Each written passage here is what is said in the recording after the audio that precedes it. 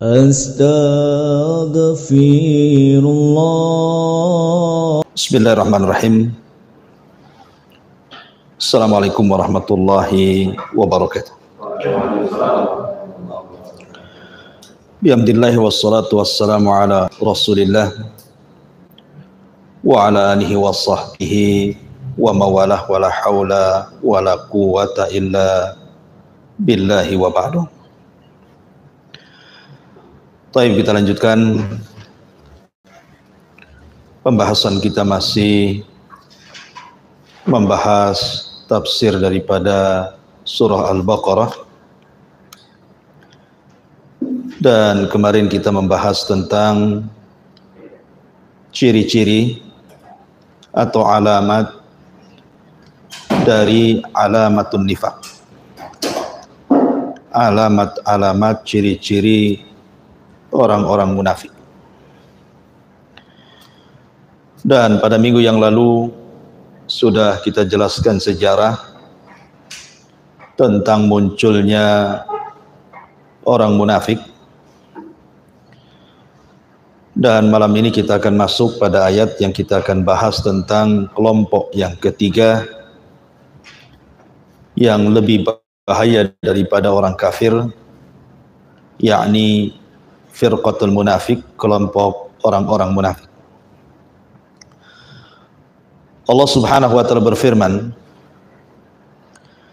wa minan nasi man yaqulu amanna billah wa bil yaumil akhir wa ma hum bimu'minin. Dan dari sebagian manusia ada orang yang mengatakan kami beriman kepada Allah dan kami beriman dengan hari akhir, padahal mereka bukan orang-orang yang beriman. Ma'asyiral muslimin yang dimuliakan Allah Subhanahu wa ta'ala, ayat ini semakna dengan ayat yang Allah Subhanahu wa ta'ala katakan di awal surah Al-Munafiqun, di mana Allah Subhanahu wa ta'ala berfirman, idza ja'akal munafiquna qalu nashhadu innaka la rasulullah wallahu ya'lamu innaka la rasul wallahu yashhadu innal munafiqina lakadzibun.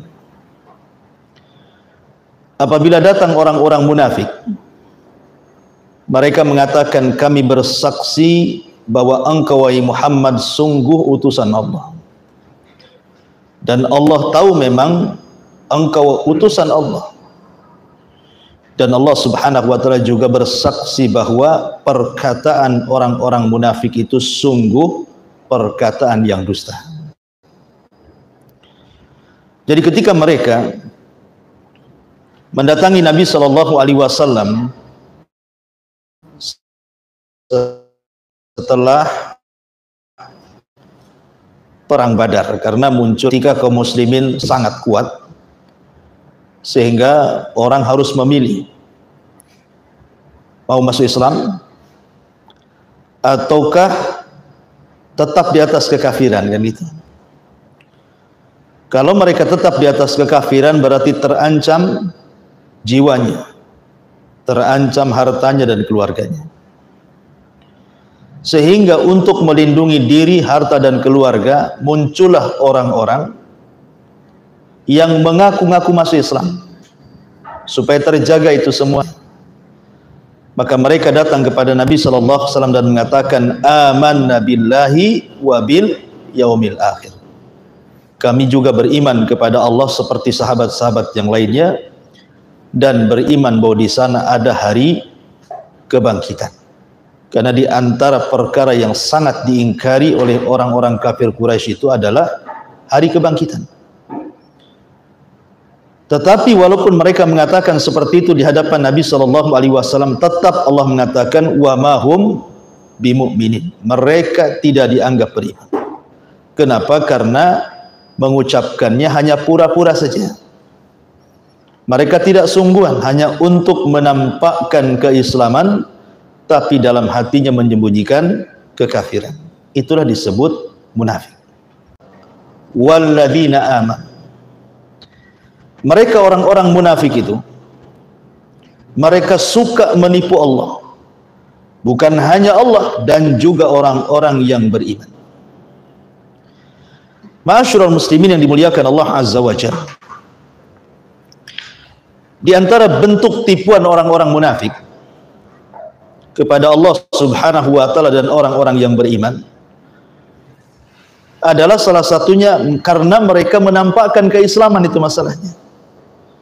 Tapi dalam hatinya sebenarnya dia benci dengan Islam. Seperti di zaman sekarang gitu ya.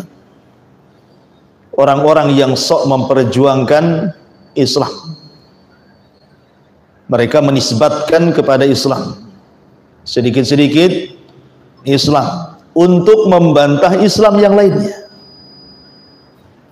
Pemanya ada orang yang berusaha untuk menyebarkan Al-Quran dan Sunnah sesuai dengan pemahaman yang benar, dari pemahaman yang sudah dipahami oleh salafun salih.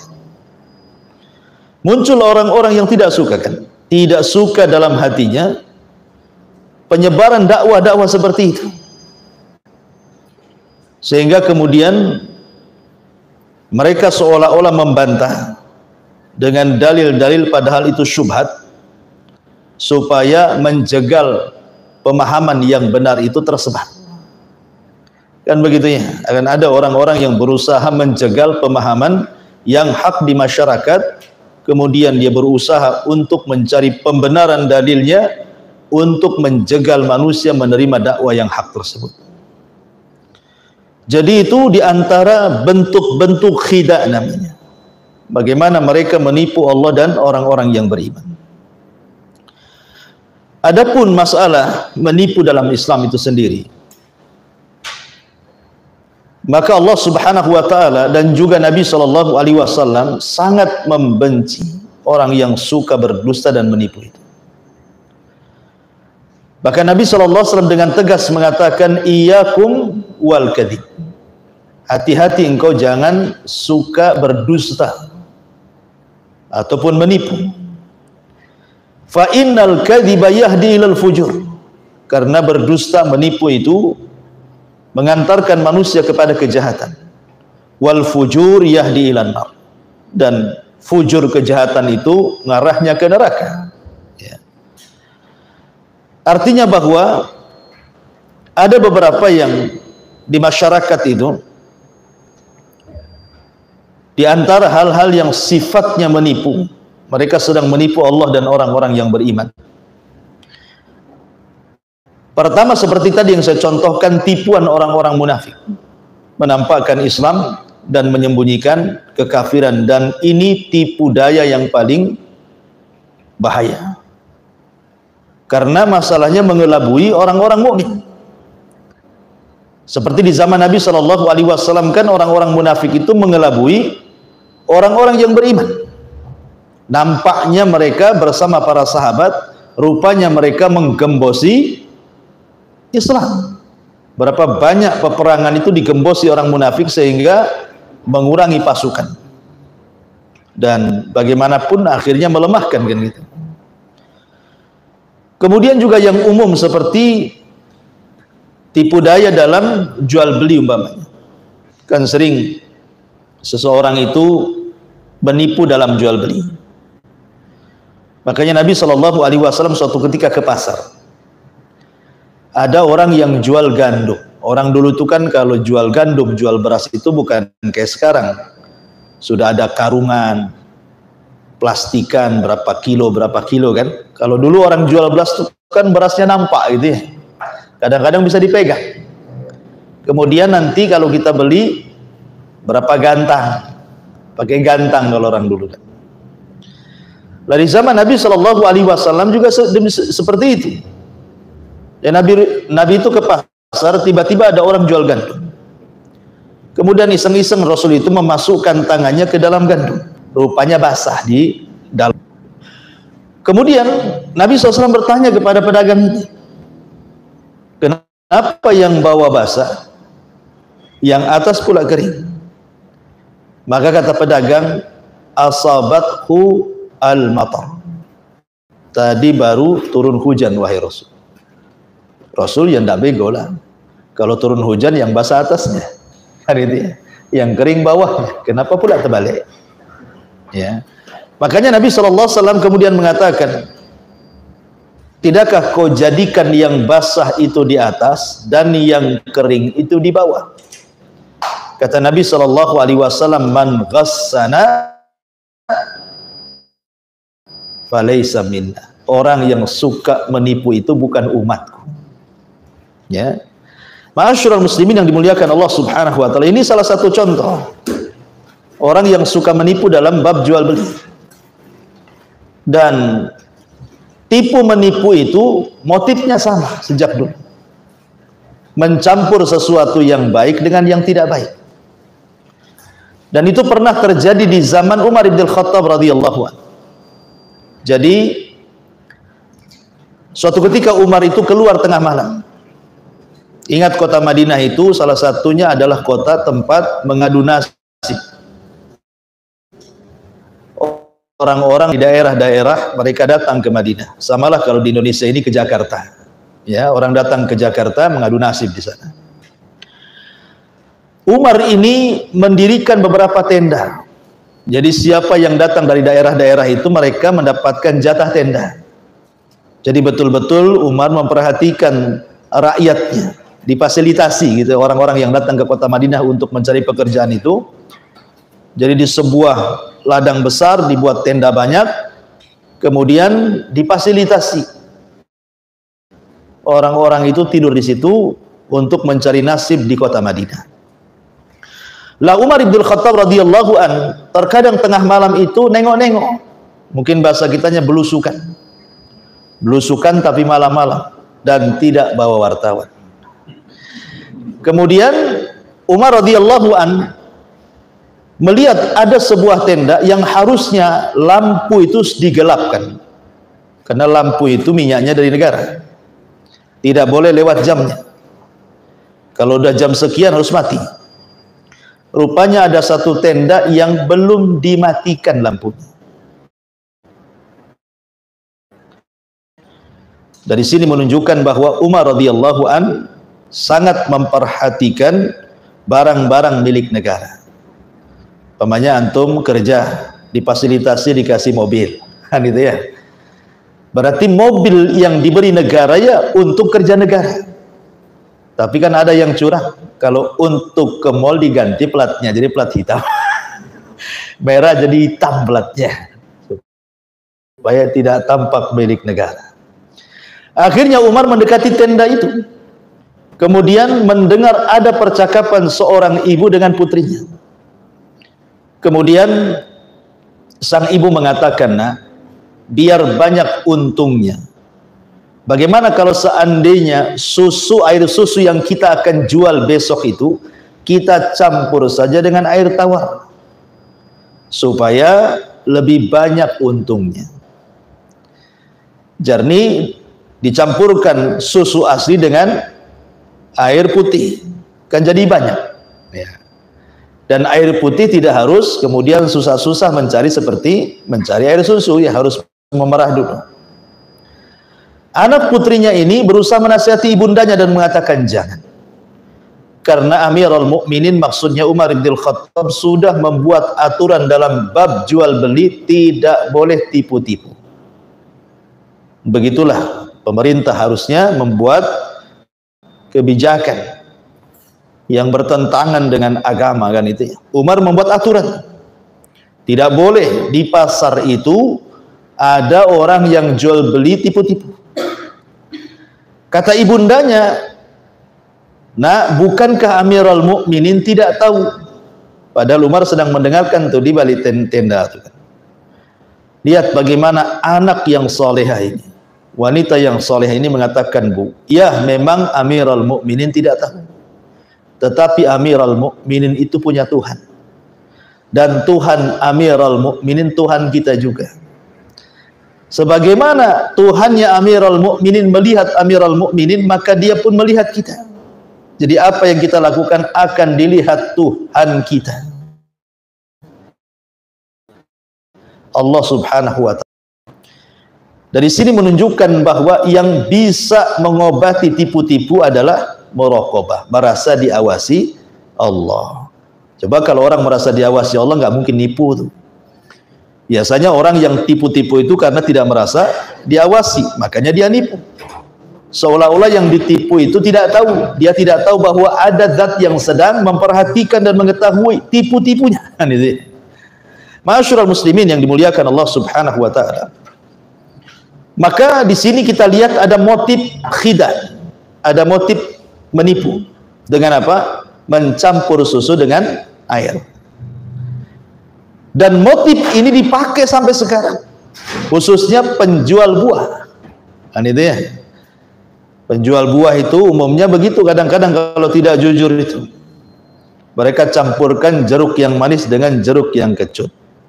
Nanti yang jadi contoh yang dibelah untuk diambil rasanya yang manis. Sekali sudah beli sekilo gitu ya, setengah kilonya yang pahit, setengah kilonya yang manis. Nah, kan seperti itu. Atau umpamanya padahal bukan dari pondok. Itu ya. Dari kebun rupanya. Artinya bahwa tipu-tipu itu memang begitu, campur-campur dia. Mencampur yang baik dengan yang buruk, kemudian dicampur adukan, jadilah tipuan dalam jual beli. Lah itu diantara contoh gitu ya, al-khidah dalam muamalah. Kemudian contoh yang lain juga penipuan ini terjadi kepada ar-ra'iyatu lir-ra'i. Ar-ra'iyatu lir-ra'i, pemimpin kepada rakyat. Pemimpin kepada rakyat. Makanya Nabi Shallallahu Alaihi Wasallam mewanti-wanti itu kepada para pemimpin agar mereka jujur kepada rakyat. Karena mereka akan ditanya. Nabi Shallallahu Alaihi Wasallam mengatakan, kullukum ra'in wa kullukum mas'ul an ra'iyati. Kalian itu pemimpin dan akan ditanya kepemimpinan kalian di hadapan Allah Azza wa Jalla. Jangan pernah menipu rakyat. Para pemimpin tidak boleh berbohong kepada rakyat. Walaupun rakyat itu bisa dibohongi, yukhadi'una Allah walladzina amanu, mungkin orang-orang yang beriman bisa dibohongi dengan berbagai macam intrik-intrik gitu ya, dengan berbagai macam dalih-dalih gitu. Dengan mengerahkan media dan buzzer itu bahasa kitanya ya, bisa dibohongi ya, dengan berusaha untuk membuat pencitraan indah gitu. Tapi ingat, Allah tidak bisa dibohongi. Dan orang-orang yang beriman juga tidak bisa dibohongi. Makanya di sini Allah Subhanahu wa taala mengiringkan antara menipu Allah dengan orang-orang yang beriman. Orang yang beriman disandingkan dengan Allah kan. Mereka menipu Allah dan orang-orang yang beriman. Lihat, orang-orang yang beriman disandingkan dengan Allah. Artinya kalau Allah Subhanahu wa taala sudah bersanding dengan orang-orang yang beriman, maka kebersamaan Allah itu akan menjaga orang-orang yang beriman. Kalau Allah sudah bersama orang-orang yang beriman, tidak akan mampu orang munafik itu menipu orang yang beriman. Karena Allah bersama orang-orang yang beriman. Ya, mereka bisa menipu orang, tetapi orang-orang yang beriman tidak bisa ditipu. Walaupun mereka berhasil menipu, ya di dunia, di akhirat mereka tidak akan bisa menipu Allah. Ma'asyiral muslimin yang dimuliakan Allah Subhanahu wa taala. Kemudian juga di antara penipuan adalah penipuan seorang hakim terhadap pesakitannya gitu ya, terdakwanya. Terkadang saksi-saksi dihadirkan, tapi ada beberapa saksi itu terkadang saksi-saksi bayaran untuk menipu di persidangan. Kan ada tuh saksi-saksi bayaran untuk menipu di persidangan. Atau hakim-hakim yang sudah disogok oleh uang kemudian akhirnya memutuskan putusan yang membahayakan terdakwa. Harusnya terdakwa bebas, akhirnya masuk penjara. Harusnya harta terdakwah itu selamat, akhirnya hilang. Harusnya nyawa terdakwah itu terselamatkan, akhirnya terbunuh. Zalim, ya kan? Mendolimi akhirnya kan? Gara-gara saksi akhirnya mendolimi orang. Gara-gara putusan hakim akhirnya mendolimi orang. Itu kenapa? Karena menipu. Nah, ini juga akan ditanya di hadapan Allah Subhanahu wa ta'ala gitu. Termasuk juga masuk bukan hanya soal masalah-masalah muamalah, terkadang masuk juga masalah ibadah, ikhwan, penipuan itu. Lah orang-orang munafik itu mereka suka menipu Allah dalam ibadah. Yukhadi'una Allah walladzina amanu, mereka suka menipu Allah dan orang-orang yang beriman. Seperti orang-orang yang melakukan riya, ya kan? Mereka itu sebenarnya sedang menipu Allah dan orang-orang yang beriman. Tetapi hakikatnya mereka sedang menipu diri mereka sendiri. Makanya Allah mengatakan wa ma yakhda'una illa anfusahum. Mereka tidak sedang menipu Allah dan orang yang beriman, mereka sedang menipu diri mereka sendiri. Ya, karena kerugian amalan riya itu bukan kepada Allah dan orang yang beriman, tetapi kerugian itu kepada diri sendiri. Makanya orang yang riya dalam beribadah itu tersiksa hidupnya. Kalau minim pujian, tersiksa hatinya. Antum nyumbang ke pesantren saya, ya 10 juta. Kemudian saya mengatakan jazakumullah khairan. Semoga Allah membalas kebaikanmu, titik sampai di sini. Dalam hati antum, kok cuman sebegitu? Kok nggak ditulis di grup bahwa si Anu nyumbang gitu kan? Kok nggak diumumkan gitu ya? Kalau tahu kayak gini mah ngapain 10 juta? Gitu. 500 saja lah kan? Gitu ya. Tersiksa hatinya orang riya. Karena dia sedang menipu diri sendiri. Walaupun dia zahirnya menipu Allah dan orang-orang yang beriman, itu sebenarnya dia sedang menipu diri sendiri sebenarnya. Ya, makanya rugi orang-orang yang suka tipu-tipu itu. Dan banyak lagi ya. Tetapi penipuan yang paling besar dalam Islam itu adalah menampakkan keislaman dan menyembunyikan kekafiran. Kemudian Allah mengatakan yukhadi'una Allah walladzina amanu, mereka sedang menipu Allah dan orang-orang yang beriman.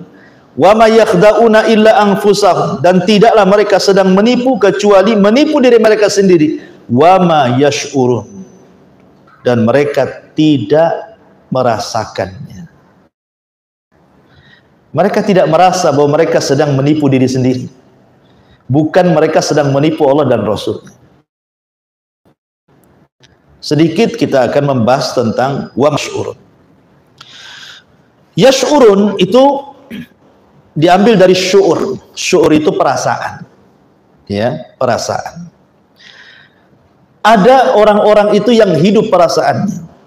Sehingga kalau dia melakukan dosa, melakukan maksiat, setelah melakukan dosa dan maksiat itu terkadang dia menyesal. Kan ada orang-orang yang menyesal setelah melakukan maksiat. Ya. Kenapa saya tadi berzina? Kenapa saya tadi mabuk? Kenapa saya tadi gibah? Kenapa saya tadi memfitnah? Kenapa saya tadi begini-begini? Ada orang-orang itu yang memiliki jiwa lawamah. Kalau habis maksiat itu menyesal. Kenapa saya maksiat? Ya. Tetapi ada jiwa-jiwa itu yang mati tidak hidup. Jiwa-jiwa yang kalau melakukan maksiat itu dianggap biasa. Biasa saja. Nggak sholat ya biasa saja. Kan ada orang yang nggak sholat biasa saja itu kan. Sholatlah. Nanti aja. Biasa aja kan gitu ya. Dia tidak takut dengan ancaman Allah, masalakakum fi saqar. Kenapa kalian bisa masuk ke neraka saqar, kata Allah. Maka para penghuni neraka saqar mengatakan lam nakum minal musallin, karena kami tidak sholat. Nggak mikir kalau neraka saqar itu panas. Ya. Nggak berpikir kalau dia diancam dengan wailun. Neraka wel, sebuah lembah dalam jahannam yang sangat dalam, yang sangat hina, yang sangat menakutkan, yang sangat busuk, yang jahannam sendiri takut kepada lembah itu. Mereka tidak takut itu. Kenapa? Karena perasaannya sudah mati. Ya. Perasaan mati ini karena sudah terbiasa maksiat. Akhirnya perasaannya tertutup. Makanya Rasul mengatakan, hati ini kalau bermaksiat maka ditempelkan satu titik hitam. Kalau 2 kali maksiat 2 titik hitam. Kalau 100 maksiat 100 titik hitam. Kalau ribuan maksiat tertutuplah hati dengan macam-macam hitam itu sehingga akan merasa biasa saja kalau dia maksiat. Hati-hati itu. Kalau orang menganggap biasa ghibah, menganggap biasa dusta, menganggap biasa-biasa saja meninggalkan sholat, menganggap biasa-biasa saja maksiat, hati-hati. Berarti perasaannya mati. Kalau sudah mati keras hatinya, susah menerima hidayah. Ya. Ma'asyiral muslimin yang dimuliakan Allah di sini, Allah mengatakan wa ma yash'urun, dan mereka tidak merasa. Namanya perasaan itu letaknya dalam hati. Dan hati itu terkadang menerima perasaan yang positif, terkadang menerima perasaan yang negatif. Kapan itu? Ketika ada 2 bisikan yang berbeda. Satu bisikan dari jin qarin, satu bisikan dari malaikat. Manusia itu kan semua punya jin qarin. Ya. Lah jin qarin ini yang memberikan waswas, fa'alhamaha fujuraha wa taqwaha. Suka memberikan ilham, waswas untuk supaya kita ini melakukan fujur kejahatan. Kalau seandainya kemudian datang suara adzan, Allahu Akbar, Allahu Akbar, datang kemudian setan qarin. Terus saja, waktu masih panjang. Itu banyak orang yang beli, jangan ditinggal. Nanti kalau ditinggal sholat, habis tuh penjual tuh, rugi kau sekian ribu, sekian dolar kan itu. Akhirnya dilayan saja kan, nggak terasa sudah 2:30. Wah, sibuk dia. Sibuk di 2:30 karena habis asar jam 3:15. Udah 2:30, loh kenapa ini? Qarin datang lagi. Gak apa-apa, masih ada waktu, 1/2 jam lagi. Gitu kan? Oh iya, nantilah jam 3. Mulai itu kan. Kalau sudah jam 3 udah sibuk dia ngambil wudhu, akhirnya sholatnya seperti ayam lapar dikasih beras. Gimana tuh matuknya tuh? Ya, tahu-tahu selesai kirat khusus sempurna itu salam ke kanan saja, assalamualaikum, salam ke kiri sambil berdiri ke tokonya lagi, karena gitu. Itu ya. Nah, itu namanya ilham yang buruk. Ya. Karena was-was itu bukan hanya dari setan saja, was-was itu. Maksudnya dari setan kalangan jin saja. Bahkan manusia pun bisa berikan was-was. Taib. Contoh nih, was-was dari manusia. Umpamanya antum sudah niat, bulan ini kalau gajian ingin nyumbang ke Jabal Uhud lah. Nah, itu. Gajian antum 3 juta, 1 juta lah untuk Jabal Uhud. Ya. Kemudian ketika 2 hari lagi nih, sudah mau gajian, ceritalah sama istrinya. Dek, kayaknya Jabal Uhud lagi bangun tuh, lagi bangun masjid tuh. Yang 1 juta kita sumbangkan aja lah. Datang istrinya, bang, mulai dia jadi setan. bang banyak bangnya. Ya itulah kan setan itu mambang itu dalam bahasa Melayu, bang jadi dibisikin, itu loh tetangga katanya, masnya gede kali bang. Ini aja belum dibeli, itu belum dibeli, nanti saja kalau sudah kaya. Kalau sudah kaya, kapan kayanya kan? Ya itu bisikan-bisikan dari manusia.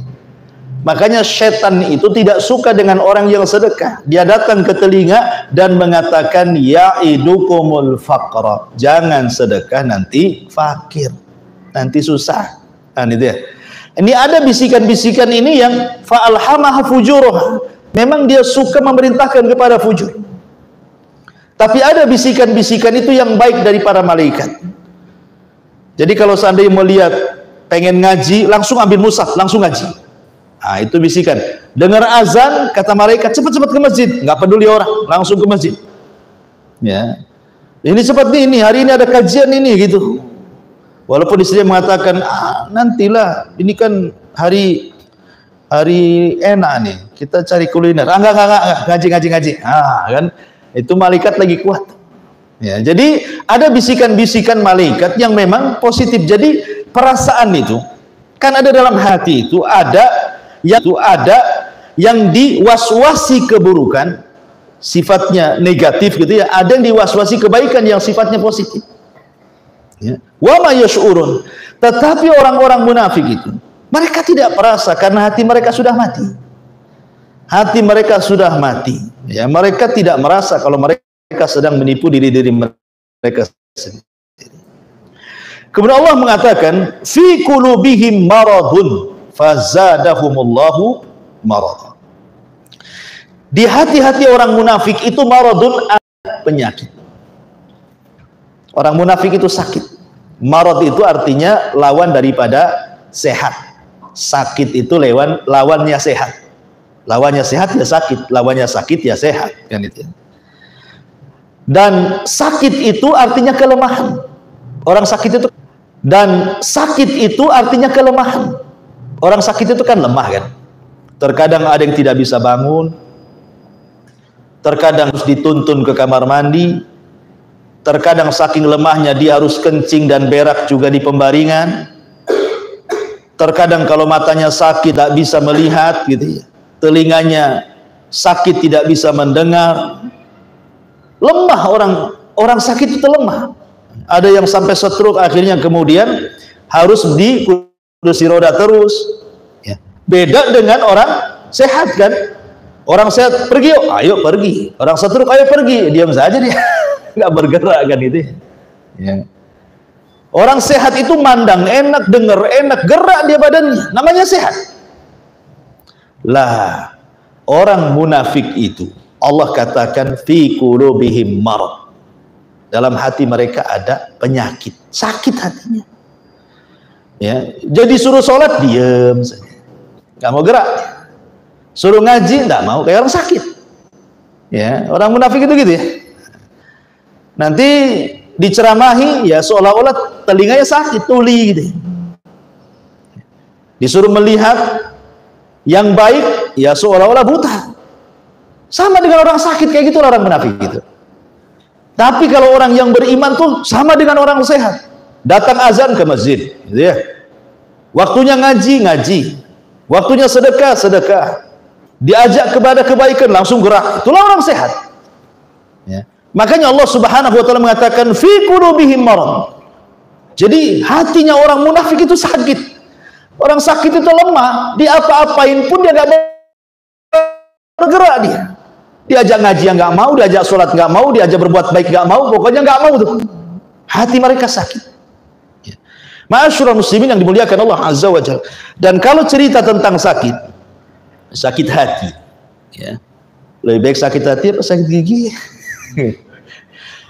Kata Syekhul Islam Ibn Taimiyah rahimahullahu ta'ala, sakit hati itu terbagi menjadi dua.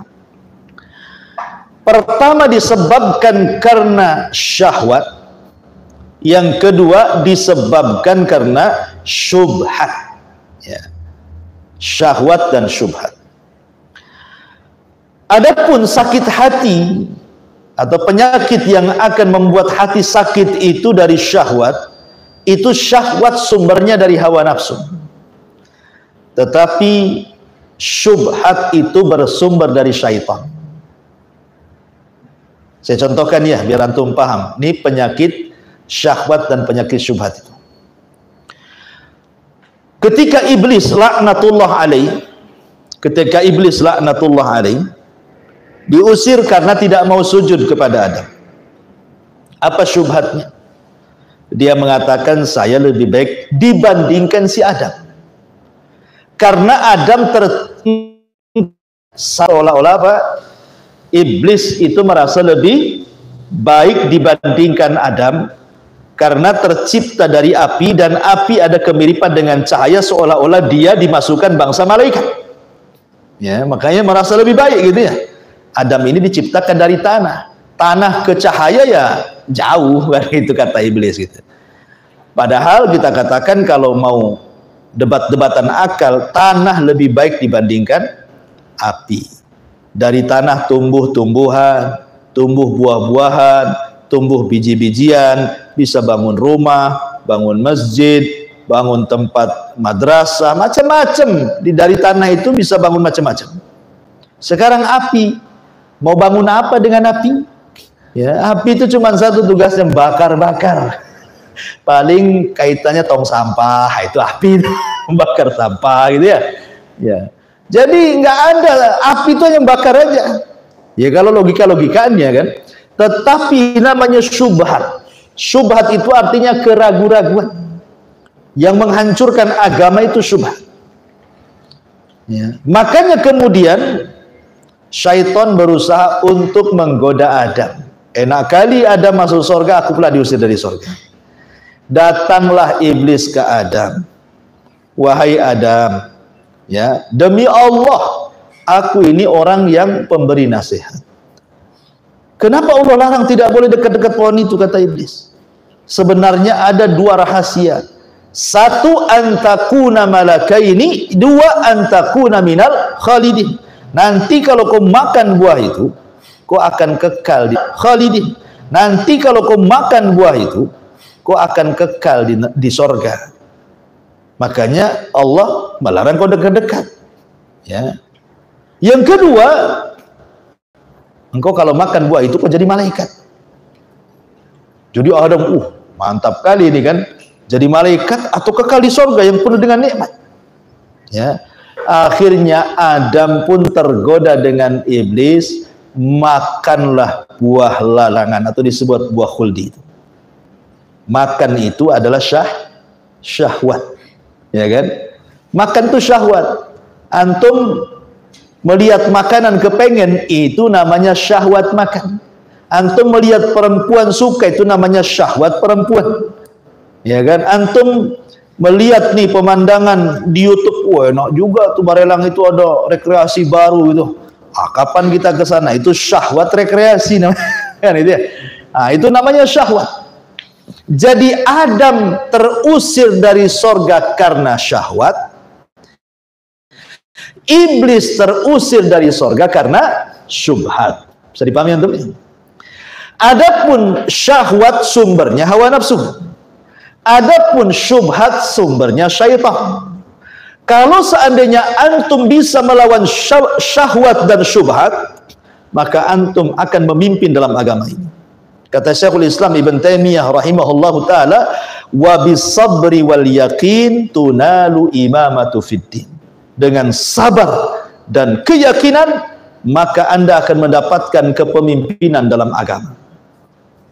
Sabar menolak syahwat. Ilmu yang melahirkan yakin menolak syubhat. Ya. Jadi syahwat itu hanya bisa dilawan dengan sabar. Antum nih pengen makan enak gitu ya, nggak punya duit, ini harus ngutang nih kayaknya. Itu enak kali itu. Kalau nggak makan kayak penasaran. Antum sabar, nanti aja lah, nanti sabar, ada waktunya. Gitu ya. Tak jadi antum ngutang. Ini, kau tengok kawan punya mobil, punya motor bagus, ya antum masih pakai motor yang lama gitu kan. Bisa juga kredit nih kan. Kan nggak apa-apa, riba juga, nanti lunas juga kan. Gitu ya. Enggak lah, nggak mau, ini nggak boleh, ini haram. Sabar. Jadi sabar itu yang kemudian menolak syahwat. Jadi obatnya menolak syahwat itu sabar. Ya, kalau tidak sabar jatuh ke syahwat. Kalau syubhat yang menolaknya apa? Ilmu yang melahirkan keyakinan. Dengan ilmu itulah kita bisa menyingkap syubhat.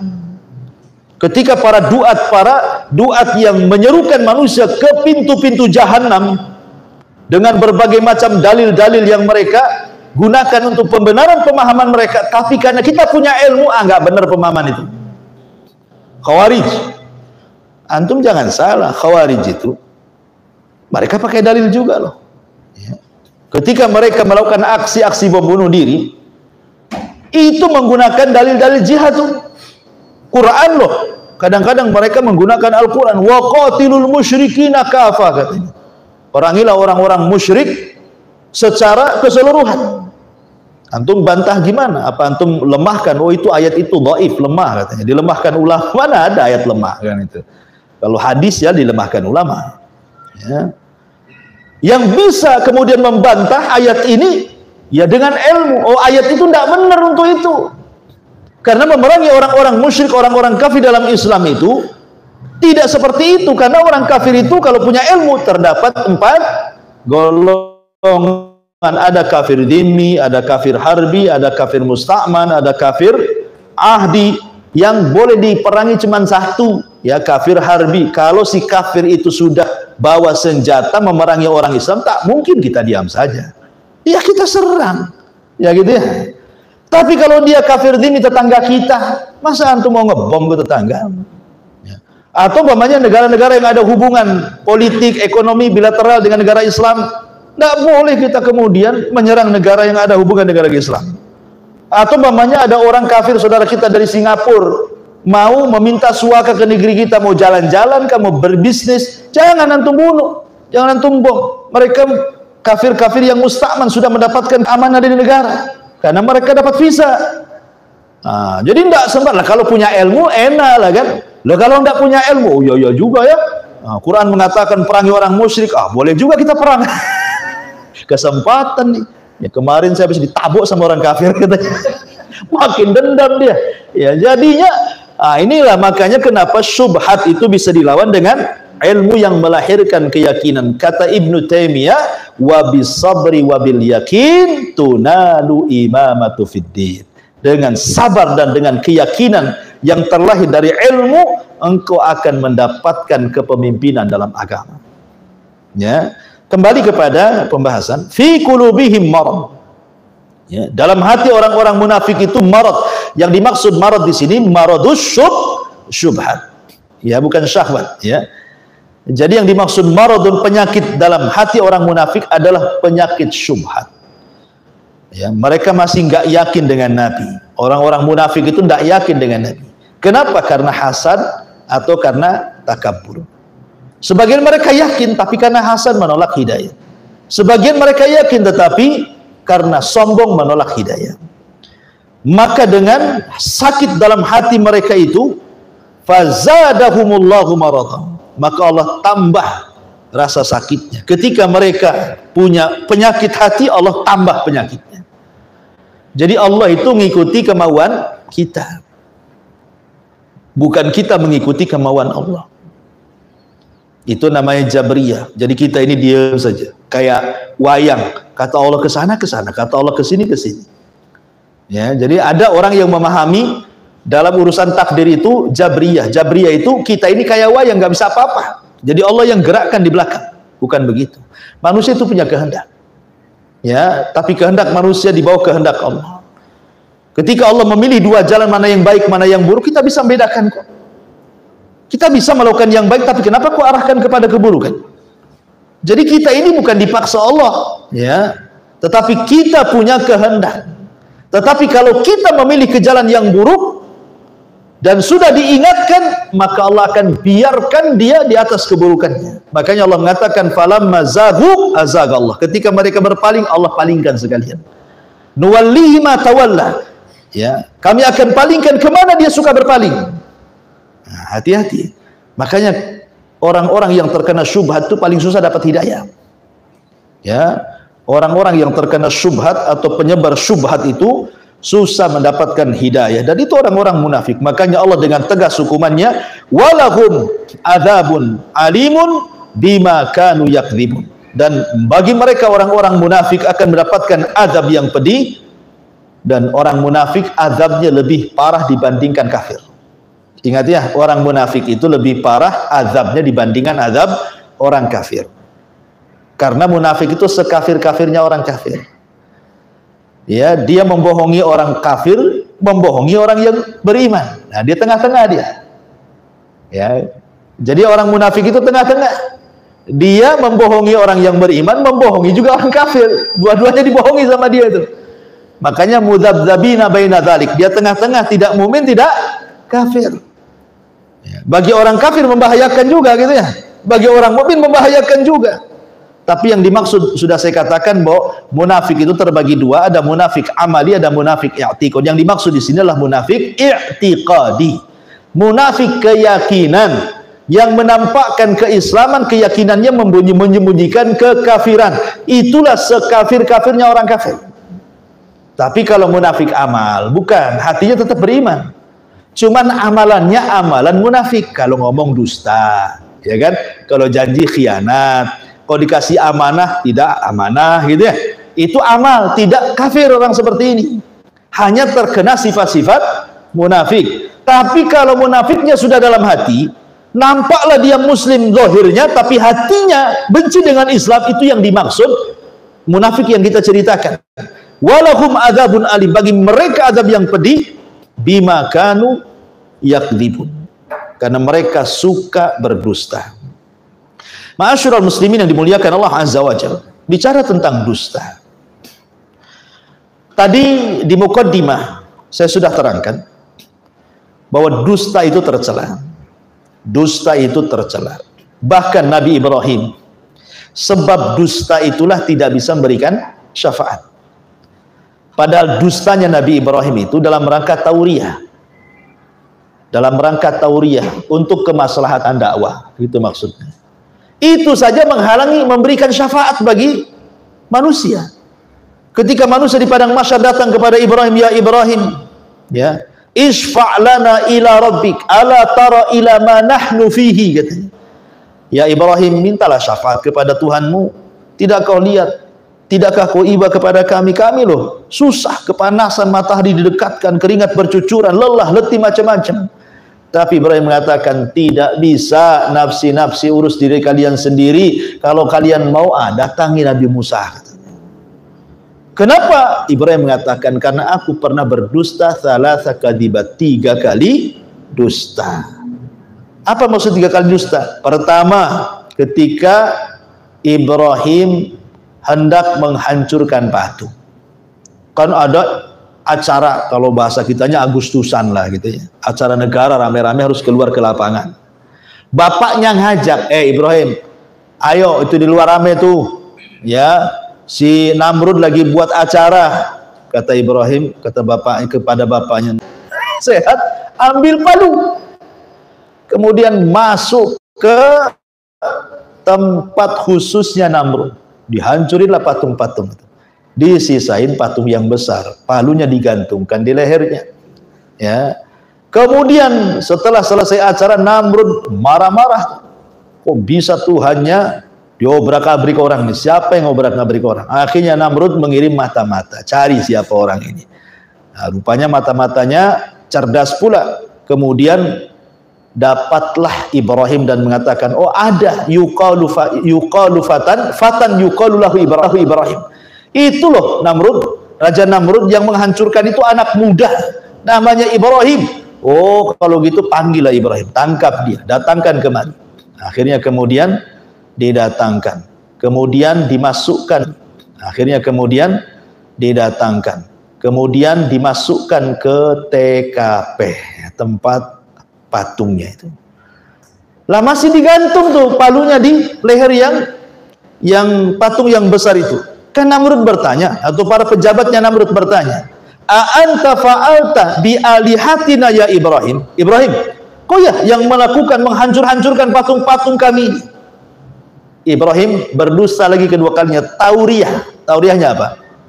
Dengan cara ini, jari ini, ya, 1, 2, 3, 4, 5. Mengatakan yang menghancurkan ini, ya, menghancurkan ini loh, ya. Tapi ini ditunjukkan ke palu yang ada di leher patung itu, yang menghancurkan patung-patung itu loh, gitu.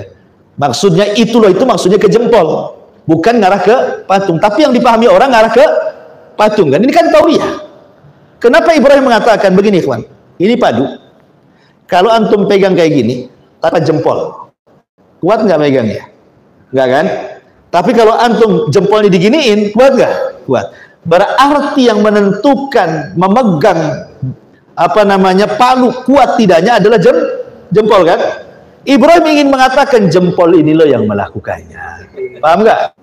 Yang dilakukan oleh Ibrahim. Kemudian dusta yang ketiga, ketika Dia berjalan ke Mesir, kemudian ada raja zalim yang tidak tahan melihat istri orang cantik, pasti diambil istrinya, dibunuh suaminya. Makanya Ibrahim mengatakan, nanti kalau kamu ketangkap raja zalim itu, jangan bilang kamu istriku, bilanglah saudariku. Nah, gitu ya. Itu kan dusta lagi. Tapi kan untuk menyelamatkan kehormatan istrinya gitu, dan menyelamatkan dirinya juga dari pembunuhan. Artinya bahwa Ibrahim gara-gara ini kan dusta-dusta yang ada maslahatnya kan itu ya. Itu saja terhalang Ibrahim dari syafaat, memberikan syafaat.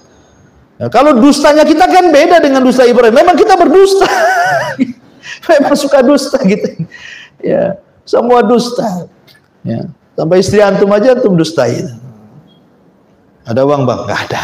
Padahal ada itu di di lipatan pecinya itu. Iya. Intinya bahwa dusta ini adalah awal dari sifat munafik. Kalau asidku, kejujuran itu awal dari sifat orang-orang yang beriman. Jadi awal sifat munafik dusta. Awal sifat orang yang beriman jujur. Makanya Rasul mengatakan, alaikum bisidqi fa inna sidqa yahdi ilal bir wal bir yahdi ilal jannah wa ma yazalu rajulu yasduq wa yataharra fi sidqi hatta yuktaba indallahi siddiqa.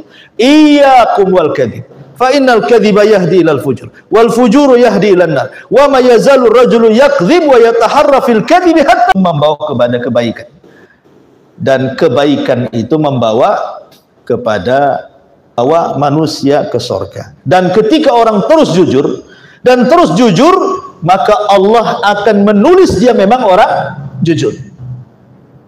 Kata Rasul, hati-hati jangan berdusta, karena dusta itu mengantarkan kepada kejahatan, dan jahat itu mengantarkan neraka.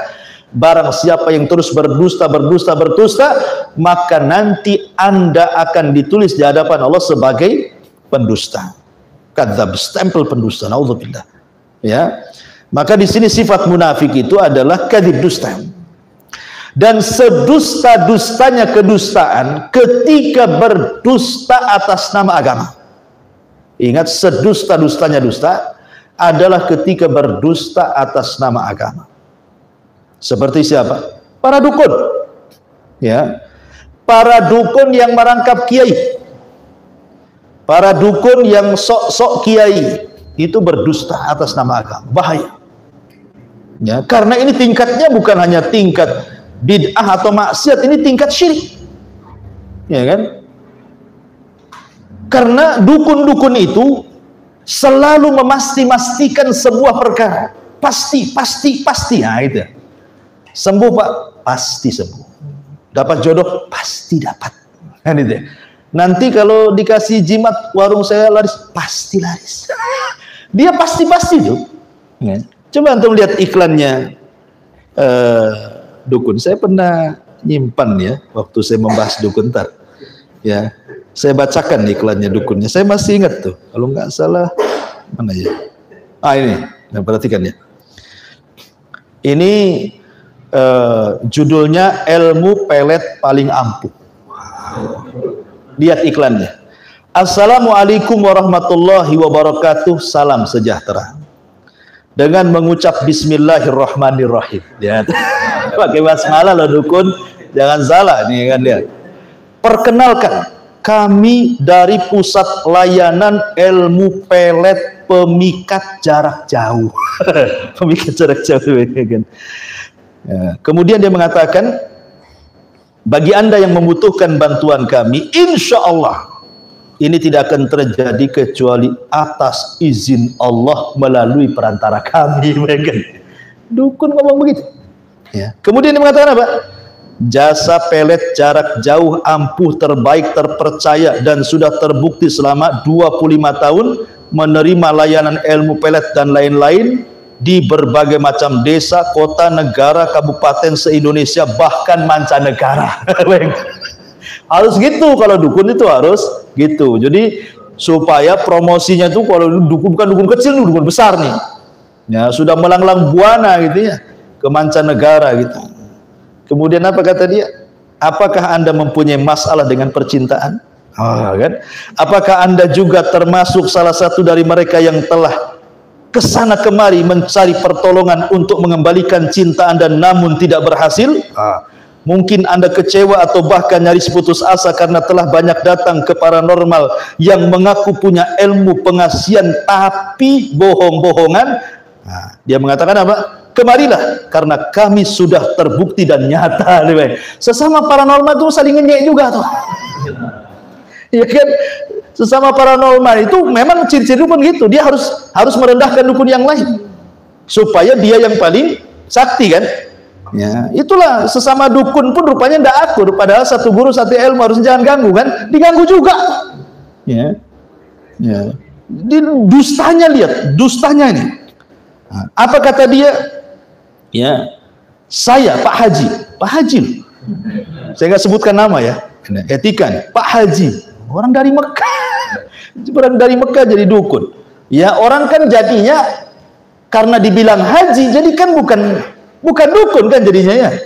Jangan-jangan dia ya dukun juga tapi dukun putih kan itu ya. Karena pakai serba. Kan gitu ya. Pak Haji katanya. Yang telah lama dikenal sebagai paranormal, spesialis pengasihan tingkat tinggi. Bayangkan. Keampuhan ilmu pengasihannya sangatlah luar biasa dan telah dikenal secara luas baik lokal maupun nasional. Beliau telah banyak sekali menangani tamu mulai dari anak muda, karyawan, pengusaha, PNS, pejabat pemerintah, kepolisian. Ini hebat kali itu, sampai ke PNS. Ya, pejabat pemerintah. Ini kan orang-orang yang sekolah. Masa datang ke paranormal? Ya. Paranormal itu ada separanormal. Masa datang ke separanormal pula? Coba bayangkan. Di mana otaknya kan gitu ya? Ya. Kemudian juga, apakah Anda termasuk kategori ini? Sulit mendapatkan jodoh. Kan? Jodoh urusan Allah itu kan. Masa dukun Pak yang menentukan? Ya. Jangan-jangan nanti dicabuli pula sama dukun. Karena banyak kasus saya baca di media itu kan, ya mungkin oknum lah. Tapi umumnya memang dukun-dukun ini ada juga yang suka cabul-cabul kan. Seperti kejadian beberapa orang yang wanita cari jodoh datang ke dukun, dia pula dicabuli. Tangkap polisi. Berapa banyak polisi sudah nangkap dukun cabul tuh. Ya. Kemudian cinta tidak direstui orang tua, cinta ditolak, dukun bertindak. Membuka aurat kecantikan, ketampanan, memperbaiki hubungan rumah tangga, menundukkan suami istri yang galak katanya. Masya Allah ya. Lebih lanjut, hubungi Pak Haji. Pak Haji lagi. Jadi kita dari sini lihat masyarul muslimin yang dimuliakan Allah Azza wa Jalla. Jadi ini kedustaan. Sedusta orang dusta itu kalau sudah memakai agama. Ya. Apalagi nanti dalam praktik pengobatannya dibawa-bawakan Quran, dibawa-bawakan sholawat. Ya, nanti dibawa-bawakan dengan perkara-perkara yang melecehkan Al-Quran dan sholawat itu sendiri. Kemudian juga yang kedua, setelah mungkin kesyirikan, berdusta atas nama Nabi. Ya, seperti umpamanya mengambil hadis-hadis maudhu, hadis-hadis palsu, dijadikan dalil. Seperti orang-orang Syiah itu biasa. Orang-orang Syiah itu membuat hadis-hadis palsu supaya haji ke Karbala. Tanah Karbala itu lebih suci daripada tanah Mekah dan Madinah. Luar biasa.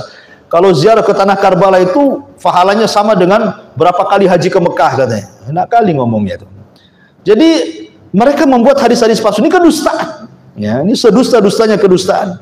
Ini mencomot hadis-hadis Nabi SAW yang tidak pernah Rasul ucapkan tetapi dinasabkan kepada Nabi SAW, dan ini disabdakan Rasulullah. Ya, kata Nabi SAW, "Man kadzdzaba alayya muta'ammidan falyatabawwa maq'adahu minan nar." Ya, siapa yang berdusta atas namaku silakan ambil tempat duduk di neraka, kata Nabi. Hati-hati. Atau di antara kedustaan yang besar adalah berdusta soal mimpi. Dia tidak bermimpi, dia cerita mimpi. Ngapain antum berdusta soal mimpi? Ya. Anak semalam bermimpi katanya. Kenapa? Jumpa dengan antum. Padahal tidak pernah bermimpi. Ya. Dia berdusta, dia mimpi-mimpi, nggak pernah mimpi, kemudian bilang mimpi gitu. Itu dusta, itu tidak boleh. Ada hadis. Bahkan Rasul mengatakan sedusta-dustanya orang dusta adalah berdusta soal mimpi. Dia mengucapkan bermimpi begini-begini padahal tidak pernah bermimpi. Atau bermimpinya mungkin 1 jam ceritanya 2 jam ditambah-tambahin. Jadi ini juga nggak boleh. Ataupun secara umum dusta dalam bab ibadah, dalam bab muamalah, dan dalam bab akhlak, dan begitu seterusnya. Dan sekali lagi kembali bahwa dusta itu adalah alamat min alamatin nifaq, alamat dari alamat kemunafikan. Bahkan alamat pertama dari alamat munafik adalah berdusta, karena dia menampakkan keislaman, menyembunyikan kekafiran. Kalau bukan dusta apa namanya? Kan itu. Jadi awal sifat munafik adalah dusta. Wallahu a'lam bishawab. Mungkin ini saja yang bisa saya sampaikan, beberapa ayat. Insyaallah kita lanjutkan di lain kesempatan. Mudah-mudahan ada manfaatnya. Subhanakallah bihamdika asyhadu an la ilaha illa anta astaghfiruka wa atubu ilaik. Allahu ta'ala alam. Assalamualaikum warahmatullahi wabarakatuh.